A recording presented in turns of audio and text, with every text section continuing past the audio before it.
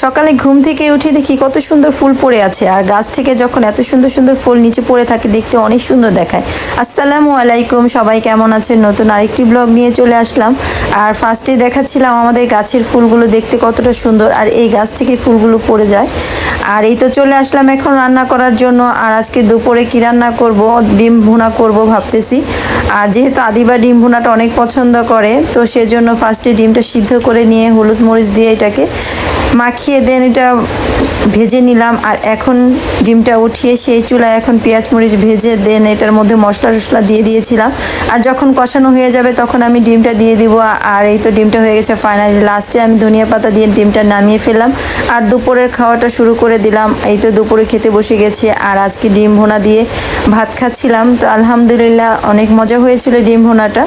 তো এই তো খাওয়া দাওয়া শেষ করে শাপলা ফুল দেখাচ্ছিলাম। আর এই শাপলা ফুলগুলো দেখতে কতটা সুন্দর। আসলে এই শাপলাগুলো দিয়ে আমি কি করতাম সেটাই আজকে আপনাদের সাথে শেয়ার করব। ছোটোবেলায় কে কে এরকম শৈশবে কাটিয়েছ যারা এইভাবে শাপলা ফুল দিয়ে মালা গাঁথতা? আর আমি তো অনেক মালা গেঁথেছিলাম, আর সেটাই মনে পড়ছিল আর আদিবার সাথে শেয়ার করতেছি। আর বলতেছি দেখো এভাবে ফুলের মালা গাঁথা যায়। আর কার কার শৈশবে এরকম সুন্দর সুন্দর মালা গেঁথে খেলা করেছো সবাই কমেন্ট করে জানাবে। আমার শৈশবটা ছিল অনেক সুন্দর। আর এই তো আমি ফুলের মালা গেঁথে আদিবাকে দেখাচ্ছিলাম। আর আদিবাকে আমি বলতেছি আদিবা তোমার জন্য একটা সারপ্রাইজ। তো আদিবা বলতেছে কি আম্মু? আমি বলতেছি এই মালা কখনো তুমি মানে কিভাবে মালা গাঁথে সেটা দেখেছো? তো আদিবা বলতেছে না আম্মু, আমি কখনোই দেখিনি। আর এই ফুলটা মালা গেঁথে আমি আদিবাকে গিফট করব। আর কে কে শৈশবে এভাবে মালা গেঁথেছো কমেন্ট করে জানাবে অবশ্যই। আর আদিবার জন্য আমি সুন্দরভাবে শাপলা ফুল দিয়ে মালা গাঁথতেছিলাম। আর এই ফুলের মালাগুলো আদিবাকে গলায় পরিয়ে দেখতেছিলাম কতটা সুন্দর দেখা যাচ্ছে। এটা শুধু গলায় না, কানে, মাথার টিকলি অনেক কিছুই আমরা বানিয়ে বানিয়ে খেলতাম। আর এই শৈশবটা কার কার মিস করতেছে, কারা এই শৈশবটাকে এখনও মানে আমার এই ফুলের মালা দেখে মনে পড়তেছে সবাই কমেন্ট করে জানাবে। আর এই তো ফুলের মালাটা কতটা সুন্দর হয়েছে। আর আদিবাও দেখতে পাচ্ছেন ফুলের মালা গাঁথার জন্য চেষ্টা করতেছে। মাশাআল্লাহ আদিবাও পেরে গেছে। আর আদিবা যখন এভাবে সুন্দর করে মালা গাঁথতেছিল তখন আদিবার মাঝে আমি আমার শৈশবটাকে খুঁজে পেয়েছিলাম। আর কে কে এভাবে ছোটোবেলায় মালা গাঁথতা কমেন্ট করে জানাবো অবশ্যই। আর আমার চ্যানেলটা যারা নতুন দেখতেছো তারা অবশ্যই সাবস্ক্রাইব করে দিবা এবং লাইক শেয়ার কমেন্ট করতে কেউই ভুলবে না। আর দেখতে পাচ্ছ আদিবা সুন্দরভাবে মালা গেঁথে ফেললো। আর আদিবা এখন গলায় পড়তেছে। আর আদিবা তো অনেক খুশি, বলতেছে আম্মু এত সুন্দর মালা আমি কখনোই দেখিনি। আর এটা দেখে আদিবা অনেক খুশি হয়েছে। আর এই ছোট ছোট খুশিগুলো আমার কাছে দেখতে অনেক ভালো লাগে। তো সবাই ভালো থাকবেন। আর তো আজকের ব্লগটা ছিল এই পর্যন্ত। সবাই ভালো থাকবেন। আল্লাহ হাফেজ। তো আদিবার সাথে শাপলা দিয়ে খেলাধুলা করলাম কিছুক্ষণ, তারপরে চলে আসলাম এখন রান্না করার জন্য। আর রাতের জন্য আজকে রান্না করব মুরগির মাংস দিয়ে পেঁপে। আর আদিবা দুপুরবেলা তো ডিম রান্না করেছিলাম, খাইনি।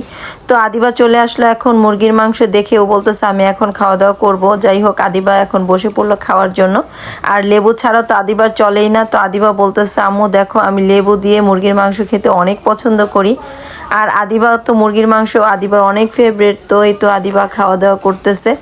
আর আদিবার জন্য আজকে একটু পোলাও রান্না করেছিলাম, সেজন্য পোলাও দিয়ে মুরগির মাংসটা খাচ্ছিল। তো আদিবার তর্স হচ্ছিল না, ও বলতেছে আমি রাতে খাবো না, আমি এখনই আগে খেয়ে নিই, তারপর আমি রাতে পরে আবার খাবো। তো আদিবা অনেক পছন্দ করে মুরগির মাংসটা। আর এই তো আদিবা খাওয়া দাওয়া করতেছে আর অনেক গল্প করতেছে। আমার বুড়িটা অনেক পাকা হয়ে গেছে। আর সবাই আদিবার জন্য অনেক দোয়া করবেন। আদিবার তো খাওয়া দাওয়া শেষ করে আদিবা চলে গেল ম্যাডামের বাসা। আর ম্যাডামের বাসা থেকে চলে আসছে প্রায় 6:30 বাজে।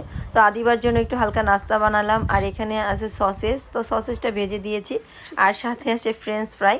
আর এখানে পিঠা ছিল ফ্রিজে, সেটাই ভেজে রাখলাম।